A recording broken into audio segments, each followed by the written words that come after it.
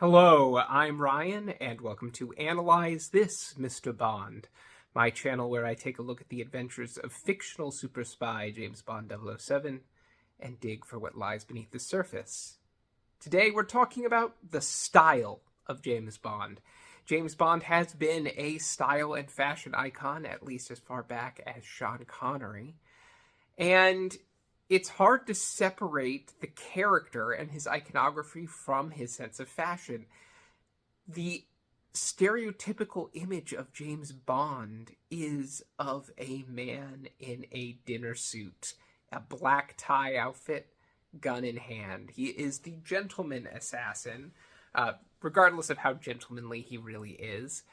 And the impression is that he combines luxury and violence together, a thug in a dinner jacket, as he has sometimes been described. So let's start at the beginning. Ian Fleming and Ian Fleming's James Bond is not the sartorial model that the character would later become. Ian Fleming's Bond is very much the working professional. He prefers, much like his forebear, not his forebear, much like the author Ian Fleming himself, he preferred very dark navy suits. He wore a black knitted silk tie. And it was a very conservative look. He stuck to his patterns. He had a country suit in black and white dogtooth. But in general, he was a very conservative dresser. And Ian Fleming had some idiosyncrasies of his own that he passed on to the character. A dislike of shoelaces, preference for short sleeve shirts as opposed to long sleeve dress shirts, that create this impression of a character who was not at all the glamorous model of the suit wearing man of his day. This was a working professional who had very particular tastes. Bond's wardrobe has a very clear style in the Fleming novels, a very clear approach. But Fleming's creation is much less of a snob than the cinematic Bond would ultimately end up being. You see this also in his taste for food. Ian Fleming's Bond loves, for example, just regular spaghetti and cheap red wine. He loves things like scrambled eggs. Of course, he's willing to savor the finer things in life when those come across his path, but the things that he's passionate for and he seeks out on his own time tend to be a little bit more conservative. So as much as Fleming's Bond sets the model for what Bond would become in the cultural consciousness, that's very much an idea that really forms with Connery. And that's important to remember about Fleming's Bond. Fleming's Bond and the social class of Fleming's Bond is a complex conversation because the class structure of Britain is in and of itself a very complex thing, and I only kind of understand it as an American individual. But there is a sense in which Fleming's Bond is very much not part of the elite. This is emphasized over and over again in the novels. Fleming's Bond has a strong distaste for wealthy people. There's a whole section at the start of Goldfinger where Bond is sampling the high life and kind of recoils from it. There's a bit of a tension there with the character where he's not exactly your kind of like, he's not a day laborer. In fact, Fleming initially disliked the choice of Sean Connery for Bond because he thought Sean Connery seemed a bit too working class. So there's definitely a sort of let's say upper class leaning to the character. However, Fleming's Bond was very much not part of the elite, not part of this sort of aristocratic old wealth that had defined the upper tier of British society. And his tastes were fairly conservative. There's not a sense of Bond being a showboat or trying to like peacock in any way in the Fleming novels. He is not interested in being the center of attention. And I think that's a very interesting element of Fleming's Bond. Fleming's Bond, after all, is very observational. He's very much a character in the crowd in a lot of the novels, kind of working his way through the crowd, deducing what he needs to deduce, storing up the situation, and kind of confronting where he needs to. But he's kind of keeping himself as a background figure, so it makes sense that he is not dressing flamboyantly. Now, with the Connery character, the Connery Bond is in many ways the brainchild of director Terrence Young, who was a bit more flamboyant himself and went about recrafting the character of Bond in his own image a little bit. So when Connery was getting fitted for suits for the first time, Terrence Young helped him really lean into that and understand what it feels like to be comfortable in suits. Now, Connery's Bond, again, is not really a clothes horse. He is not a sartorial savant. He is generally very well dressed, very well tailored. He's a style icon for generally his good taste, but it's still a very conservative style, and it nicely evolves from Fleming's version of the character and refines it. Connery's Bond is, in many ways, an improvement on Fleming's Bond. He's no longer wearing short sleeves under a suit, which is generally not the preferred look. He's upgraded to now he wears cocktail cuffs, which are a very interesting and unique compromise between a French cuff and an ordinary shirt cuff that became a bit of a Bond signature, and preserves this idea of this character having particular tastes, but also going in some unexpected directions with his choices, but not being very showy. This is not a character who is dressing to show off. In fact, Connery's Bond, especially in those first two movies, embodies this idea of the working spy sort of blending into the crowd. He's still partial to very conservative colors, gray suits, navy suits, sometimes a little bit of brown country suiting.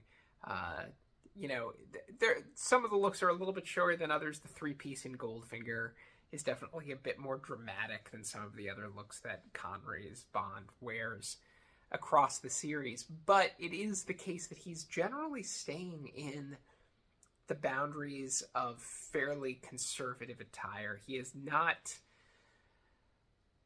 dressing in a way to call attention to himself, at least not until you get to Diamonds Are Forever. And I'm not even going to really talk about Diamonds Are Forever too much because it's such an outlier for Connery's Bond. It almost feels like an entirely different character, at least as far as attire is concerned. So the Connery Bond persona feels like a character who, again, in keeping with Fleming's Bond, has this sort of not quite aristocratic leaning. There's a rough edge to Connery's Bond that definitely does not feel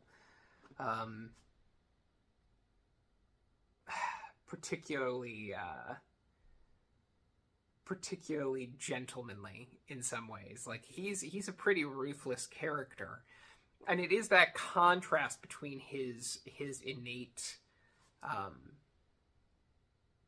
like a feeling that Connery's Bond is a bit of a brawler, right? A bit of a rough-edged guy, and the precision and confidence that defines his visual persona with his suits that are exceptionally well worn. In many ways, Connery's style is less a matter of the objects themselves and more just the way they hang on his very imposing physique.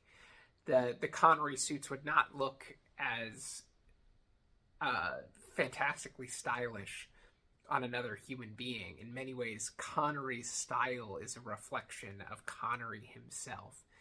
You get the sense of a character who is attentive to what he wears, but not owned by it. This is not a character who probably spends an inordinate amount of time clothes shopping. He is very much a dedicated professional. He wears good clothes because good clothes are dependable, but there is a kind of conservatism to his approach to clothing, and a utilitarian facet to his approach to clothing. He just has immaculate taste. And of course, Connery's Bond has a little bit more snobbishness in other areas too. This Connery's Bond is exceptionally well versed when it comes to matters of alcohol, and flexes that knowledge on more than a few occasions in the films. He's a bit of a cultural savant, but you're not getting the sense that he's ever really trying to draw too much attention to that aspect of himself. And that's dramatically different a little bit than George Lazenby's Bond. So George Lazenby's Bond is often seen as a bit of a continuation from Connery's Bond, and it's certainly they're embedded in the same continuity. On Her Majesty's Secret Service references the Connery Bonds. However, Lazenby's Bond has a distinctly different style persona and a distinctly different manner about him. He is much more of the playboy Bond, and he is much more comfortable making a fashion statement. Lazenby's Bond certainly enjoys clothing. It comes down in little touches like the exaggerated ruffled shirt that he wears to the casino, or the more dramatic outfit he wears to go golfing. Right? It's very stylized. It's very late 1960s. One of the outfits that I think Lazenby pulls off because of his imposing stature and physique, but really would look ridiculous in any other Bond, including Connery, is the outfit that Lazenby wears to the bullfight that he's there with Tracy and Draco. And that's that whole outfit with the boots and the cravat and everything about that look. It's so exaggerated and so kind of costumey. It's amazing that he's not entirely swallowed up by it. Other Bonds, it would just very much feel like the outfit is wearing them. It's to Lazenby's credit that he has such presence that he can still command the screen in an outfit like that. But again, we're seeing a guy who really kind of enjoys clothes, enjoys making clothing statements. It's no surprise that this is the Bond who, pulls out a kilt, famously later in the movie. It's part of a disguise, but it's again such a dramatic statement. Lazenby's Bond is not afraid of these big statements. He still has some of the conservatism of his predecessor, but you're seeing a little bit more emphasis on slight, naval influences. There's a double-breasted outfit that Lazenby wears at one point that has a very strong militaristic flair to it, and that's a little bit different than Connery's Bond too. Connery's Bond, again, his suits, with some exceptions, tend to be a little bit more conservative. In terms of everyday wear, they're not really drawing attention to him, and they also don't really harken back to this sort of naval attire very much. Like Connery's Bond, I always think of him in the gray suit primarily. Like Connery's Bond, when I think of Connery's Bond, I think of Connery's Bond being in a gray suit. It's partially because I think of Sean Connery as being identified with a shark, as he is, in the lyrics of Mr. Kiss Kiss Bang Bang. It just seems to suit him so much as a color. And again, that color carries forward with George Lazenby, and I actually think when I picture George Lazenby, I think much more of his cream-colored suit with the pink shirt that he wears when checking into the hotel towards the start of On Her Majesty's Secret Service. It just seems more his style, this sort of slightly more colorful, slightly more stylish feeling that just feels very Lazenby's Bond to me. He's the playboy. He's exuberant. He probably does enjoy shopping for clothes. That's certainly the impression you get from his wardrobe. And Roger Moore's in the same vein. There's a bit of a greater maturity about the way Roger Moore's wardrobe is defined. There's a through line from the very start to the very end of Roger Moore's tenure where there's some very classic British attire running throughout the Roger Moore wardrobe. But he's very fashion forward too. And there's a lot more play with ties and shoes and a lot more comfort with kind of what I might say like vacation suits, so to speak, like suits in browns and creams and colors of that sort that feel very less rigidly professional. Like Connery's attire is so conservative that it's almost like a working businessman's suit, just tailored exceptionally well. With Lazenby and Roger Moore, you're getting more flamboyance, more flair. There's definitely a feeling that Roger Moore's Bond is very invested in how he appears. There's really a sense of vanity, I think is the appropriate word, about Lazenby and Roger Moore's Bond. They're very comfortable being the center of attention, both dramatically and stylistically. And in fact, Roger Moore's Bond is very eager to show himself to be the smartest person in the room. Dalton's Bond is a pretty significant break from his predecessors. He is the least sartorially distinguished of the Bonds. In many ways, his sort of working wardrobe goes back to the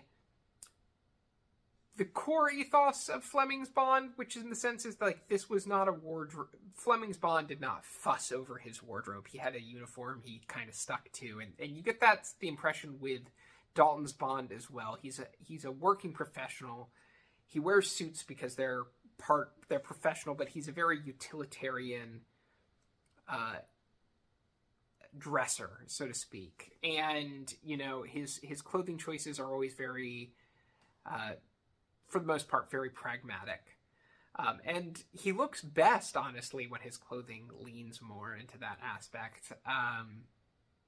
The one moment of style that is exceptional for him is the wonderful look that he wears when he confronts Pushkin in Pushkin's hotel room, and it's a tan suit, and he's not really wearing a tie, and it's a little bit looser, and it kind of harkens back to some of the outfits that we've seen Roger Moore in, and some of the outfits that Brosnan would continue to wear. Who Brosnan wears a lot of like the cream tan suits over the course of his tenure as well.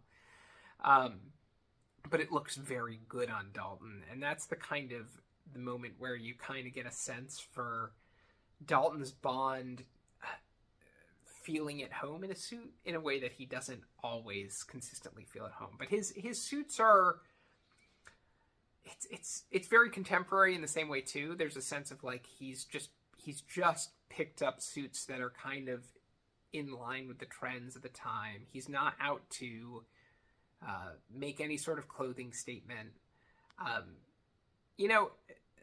Dalton's Bond, as to how far he enjoys sartorial matters, it's hard to say, but he's an intelligent person, and he's a very cultured person, and he's a person of good taste. But it does seem like the conservative, practical streak for him is above all else.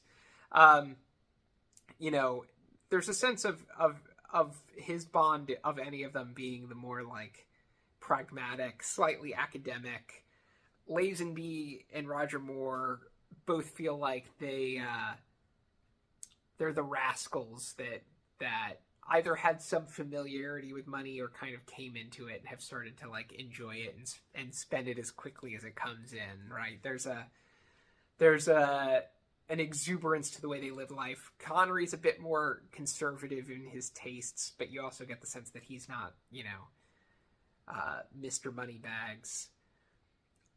Dalton feels more calculating in some of his choices, and then you get to Brosnan, who feels like he's the trust fund kid of the bunch almost. His attire is so luxurious, so attuned to the international business culture of his time. He feels right at home in a banker's office. He's wearing fabrics that are not necessarily always flashy, but there's certainly a sort of upscale business culture to his attire. It feels, he'd be right at home in a boardroom, so to speak. And you kind of see that in his movies, the way he's always weaving in and out of international business corridors. He also has, again, a bit of a sort of dandyish, playboyish vibe about him. It goes back to the sort of playfulness of Lazenby's and Roger Moore's Bonds. There's a sense that Pierce Brosnan's Bond is a little bit more comfortable being the center of attention. Again, like those three Bonds all just feel like they're really comfortable owning a room a little bit. And you kind of see that with the swagger that Brosnan's Bond has. He kind of walks into a room with his posture always very clearly aligned, and it emphasizes the sort of style. I just recently characterized him as, of all of the Bonds, he's the most movie star Bond, and you see how easy he is with luxury. The most telling moment for his character, and it feels completely in sync with what we see of his characters across the films, is that he after being released from the North Korean prison, he's immediately back in luxury. He's got his shirts and suits all ready to go. That's Brosnan's Bond in a T. Like that's natural territory for him. Now, Daniel Craig's Bond is the one who has the most clearly defined relationship to his suits, because Casino Royale makes a strong point of how his attire is kind of a performative act for him. He wears the suits with disdain, and then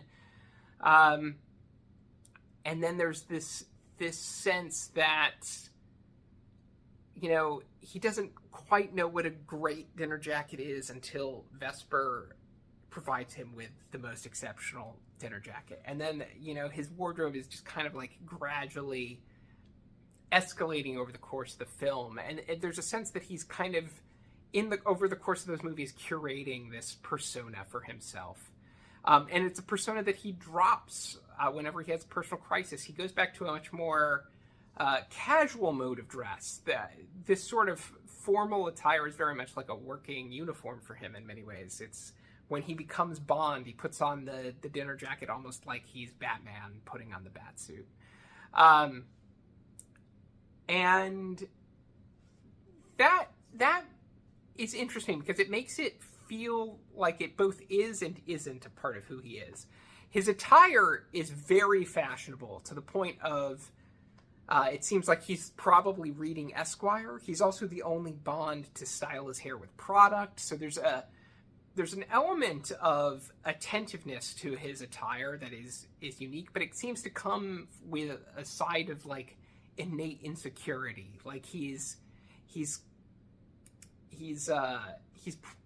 putting on a front for the world, and that's a little bit different than any of the Bonds we've seen thus before.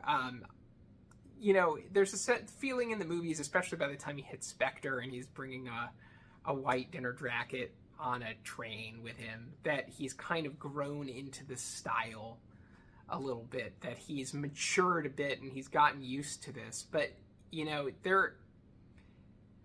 it never feels completely natural for him. And in this way, that sort of like discomfort of identity for Daniel Craig's Bond is so unique to the character that it often gets expressed in this strong tension in his wardrobe between like outfits where he's just wearing like t-shirts and outfits where he's dressed up to the nines. And sometimes those outfits exist in the same movie as they do in Casino Royale. You kind of get these dual poles of for extremes for the character, that like he's very comfortable in casual wear, but he'll also, you know, pull together this very intricate, immaculate, formal outfit. And those two extremes exist within the same person. That's very much Daniel Craig's Bond. And so as we kind of look back on all these Bonds, we see in many ways that the wardrobe has evolved with the inherent nature of the character and his psychology over these films. It'll be very interesting to see where that goes, wherever the next Bond takes us. Obviously, that'll be a matter for the filmmakers involved to decide. The costume designer has a challenge ahead of her, or him, depending on who the costume designer is, for sure. Let me know what your thoughts are on the various styles of all of the Bonds. Which ones do you gravitate towards? Myself, I'm probably fondest of Connery's style just because it's the most classic, but it is the case that, I don't know, I like the flamboyance of Roger Moore's Bond, and I do actually quite like the style of Daniel Craig's Bond as well. Despite some of the fit issues, I think, you know, he looks so fantastic in many of his outfits, especially in the film Spectre in particular, that, you know, it's great to see that sort of investment in the outfits. So those are probably the ones that I lean into, but, you know, which ones are to your tastes? So thanks for watching, and I'll catch you in the next one.